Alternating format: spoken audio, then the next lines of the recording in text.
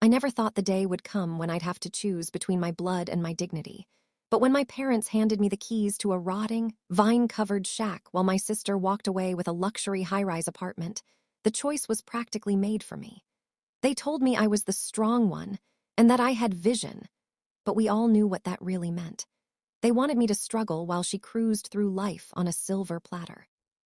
I spent 3 years of my life and every cent of my savings fixing that dump, only for them to turn around and demand I give it back the moment it looked like a magazine cover. Now that I've sold the house out from under them and moved across the country, they're calling me a traitor and a thief. But I have to ask you, was I really the villain for finally putting a price tag on my own worth? Tell me, would you have stayed and let them take everything you built, or would you have burned those bridges just like I did? To understand how I ended up standing in a puddle of muddy water in the middle of a collapsing living room, you have to understand the dynamic of the Miller family. My sister, Chloe, is 3 years younger than me, and from the moment she was born, she was the golden child. I was the reliable one, the kid who got straight A's, worked a part-time job at 16, and never asked for a dime. Chloe, on the other hand, was sensitive. She had artistic temperament. In parent speak, that meant she couldn't hold down a job, spent her 20s finding herself on our parents' credit cards, and cried whenever things got too difficult. My parents, David and Mary, spent their lives enabling her under the guise of protecting her, while I was pushed out of the nest the second I graduated. I didn't mind it at first. I took pride in my independence. But then came the inheritance talk. Our grandfather had passed away years ago, leaving behind 2 properties in his will that were finally being settled. My parents called us over for a big family dinner to announce who was getting what. I remember sitting at that mahogany table, feeling a glimmer of hope that maybe, for once, things would be even. My dad cleared his throat and told Chloe she was getting the 2-bedroom apartment in the city center, a place worth at least $600,000, fully furnished and ready for her to move into. Then, he turned to me with a tight smile and handed me a rusted key. He told me I was getting Grandpa's country retreat. I knew that retreat. It was a house Grandpa had bought in the 70s and hadn't stepped foot in for over a decade. It was located 2 hours away from the city, buried in the woods, and was more of a structural hazard than a home. When I went to see it the next day, my heart sank. The roof was sagging, the windows were boarded up with rotting plywood, and the smell of mold was so thick I could taste it. It was an insult. When I confronted my parents, my mom just patted my hand and said that since I was so handy and successful, I could turn it into something beautiful, whereas poor Chloe needed the stability of the city. I was furious, but I was also stubborn. I decided I wouldn't give them the satisfaction of seeing me fail. I moved into a tiny trailer on the property and started working. For 3 years, that house was my entire life. I spent my weekends tearing out termite-infested studs and my evenings learning how to sweat copper pipes. I poured over $80,000 of my own hard-earned money into that place. I replaced the roof, installed a modern kitchen, restored the original hardwood floors, and landscaped the overgrown mess into a stunning garden. By the end of it, the shack was a gorgeous 3-bedroom craftsman home worth nearly double what Chloe's apartment was worth. Throughout this whole process, my family was nowhere to be found. Chloe never visited once, complaining that the drive was too stressful for her car. My parents would call occasionally to ask how the project was going, always ending the conversation by reminding me how lucky I was to have a hobby. They had no idea I was doing 90% of the labor myself. But then, things changed. Chloe, in her infinite wisdom, decided she wanted to start a wellness brand and took out a massive loan using her apartment as collateral. Surprise, surprise, the business failed within 6 months. She lost the apartment to the bank and moved back into my parents' spare room, mopping and demanding they fix it for her. That's when my phone started blowing up. My parents suddenly became very interested in my house. They started talking about how we should have a family reunion there. Then the talk shifted. My mom called me one Tuesday evening, her voice dripping with that fake sweetness she uses when she wants something. She told me that since Chloe was struggling and I had done such a great job fixing up the family asset, it was only fair that I move out and let Chloe live there for a while to get back on her feet. I was stunned. I told her absolutely not. I reminded her that this was my house, given to me as my inheritance. That's when my dad jumped on the line and dropped the bombshell. He told me that the house was never actually signed over to me. He claimed that because it was part of the family estate, the deed was still in his name, and they had only given me permission to live there and renovate it. He said I was being selfish for trying to keep a family home all to myself while my sister was homeless. I felt like the world was spinning. I had spent 3 years of blood, sweat, and tears on a property I didn't even legally own.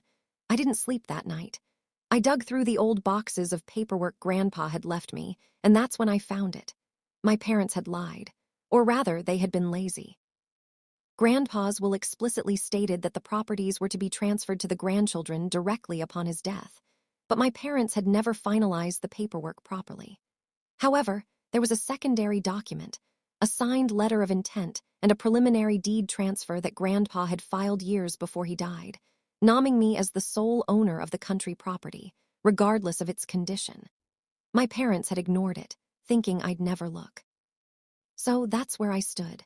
I was holding the legal proof that the house was mine, while my parents were already packing Chloe's bags and planning her move-in date behind my back.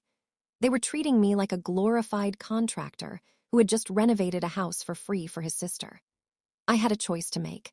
I could hand over the keys and lose everything I worked for, or I could play their game and win. But before I tell you how I handled the confrontation and the absolute chaos that followed, I want you to pause. Look at this from my perspective. I spent $80,000 and 3 years of my life on this place. My sister lost her inheritance through pure greed and stupidity.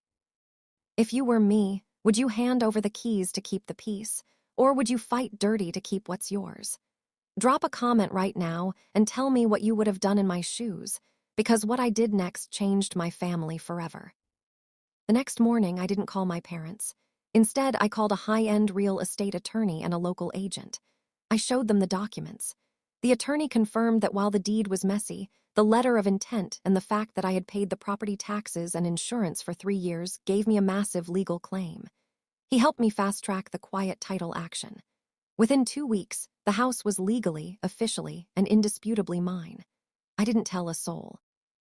Instead, I told my parents I needed a few weeks to pack my things before Chloe moved in. They were thrilled. They actually had the audacity to thank me for finally being a team player. While they were busy celebrating, I put the house on the market. Because of the work I'd done, it was a hot commodity. I had a cash offer for $750,000 within 48 hours. I accepted it on the condition of a lightning-fast closing. The day of the move-in was the day of the closing. My parents and Chloe pulled up to the house in a rented moving truck, looking all smiles and ready to take over my life's work. I met them in the driveway, holding a single suitcase. My mom started talking about where Chloe was going to put her yoga studio, but I just held up my hand. I handed my dad a folder. Inside wasn't a set of keys for Chloe. It was a copy of the closing statement and a check for $80,000, the exact amount I had spent on renovations. I told him, "Since you believe in being fair, I've reimbursed myself for the work I did on your family asset. The rest of the $670,000 is in my private offshore account. Oh, and you should probably leave, because the new owners are arriving with a sheriff in 30 minutes to take possession." The explosion was nuclear. My dad was purple with rage, screaming that I had stolen from the family. Chloe started having a full-blown meltdown on the porch, crying that I was making her homeless on purpose. My mom was wailing about how she didn't raise a monster. I just stood there, cold and calm. I told them that they were the ones who tried to steal 3 years of my life. They were the ones who valued Chloe's failures more than my successes. I told them I was done being the reliable one who gets the scraps. As the new owner's car pulled into the driveway, I walked to my car, got in, and drove away without looking back. I blocked all of them on everything. It's been 6 months now. I've moved to a different state, bought a beautiful place of my own, and for the first time in my life, I don't feel the weight of their expectations. They tried to sue me, of course, but their case fell apart because the paperwork was ironclad. They're stuck in a tiny apartment together now, and from what I hear through distant cousins, they blame me for everything.